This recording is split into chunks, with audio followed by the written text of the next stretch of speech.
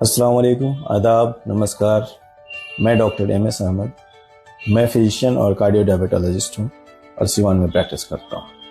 आज मैं डायबिटीज़ में किडनीज़ किस तरह से अफेक्टेड होते हैं उस पर बात करना चाहता हूँ। नेफ्रोपैथी एक काफ़ी कॉमन सा कॉम्प्लिकेशन है जो आज डे टू डे के प्रैक्टिस में हम लोग रोज़ इनकाउंटर करते हैं, रोज़ हम लोग देखते हैं।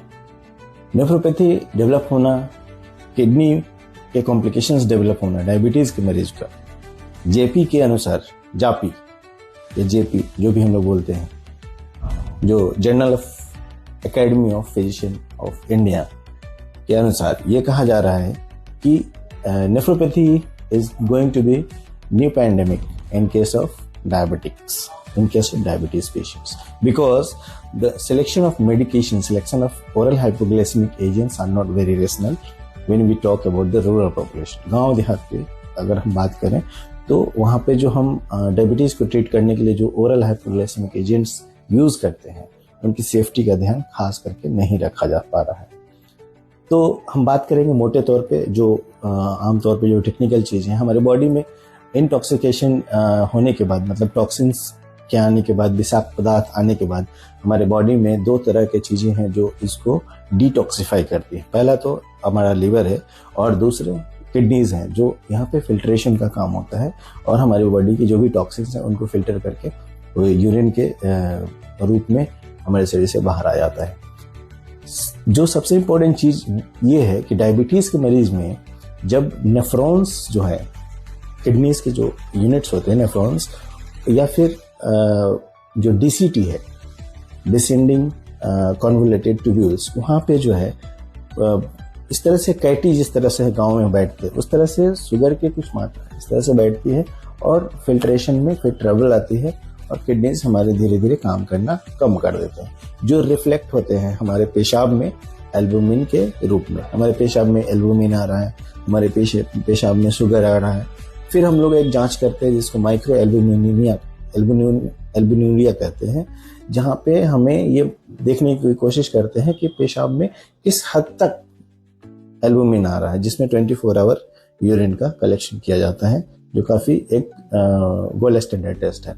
सेकेंड चीज़ जो है वो क्रिएटिनिन है और यूरिया है।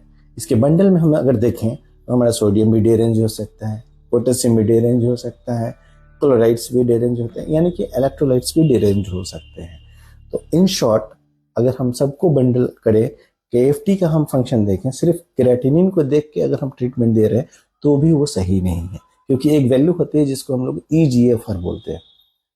EGFR की कैलकुलेशंस काफ़ी हद तक महत्वपूर्ण होती हैं, इसलिए हमारे हर प्रिस्क्रिप्शन पे ये चीज़ है कि हमने इस चीज़ को एकदम मैंडेटरी बनाया हुआ है कि हर पेशेंट में जब भी हम ट्रीटमेंट स्टार्ट करते हैं उसका EGFR वैल्यू जरूर कैलकुलेट करते हैं, क्योंकि इवन द गोल्ड स्टैंडर्ड और the most common used medicine metformin, glimepiride, gliclazide, this kind of medicines are also not safe when you have a very narrow spectrum और narrow window for EGFR। So हमारे कहने का मतलब ये है, हमारी बताने का मतलब ये है कि आमतौर पे गाँव में, देहातों में हम कैसे इन चीज़ों को पहुंचा सकें जहाँ पे हम ये जान सकें कि डायबिटीज़ के पेशेंट्स जो हैं उनकी किडनीज को कैसे सेफ किया जाए। सबसे पहले आप हाइड्रेशन को मेंटेन करेंगे, जितना अच्छे से हो सके आप पानी पिएंगे, जितने अच्छे तरीके से होंगे अपने बॉडी को हाइड्रेटेड रखेंगे।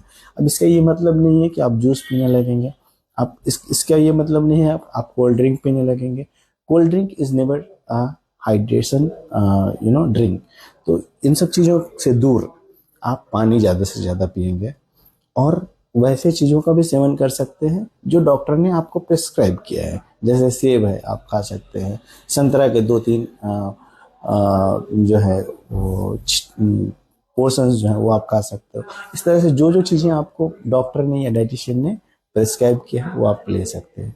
अंत में मैं बस इतना ही कहना चाहूँगा कि आपके शरीर में कोई ऐसा अंग नहीं है जो डायबिटीज़ से प्रभावित नहीं होता है, इसलिए जुड़े रहेंगे।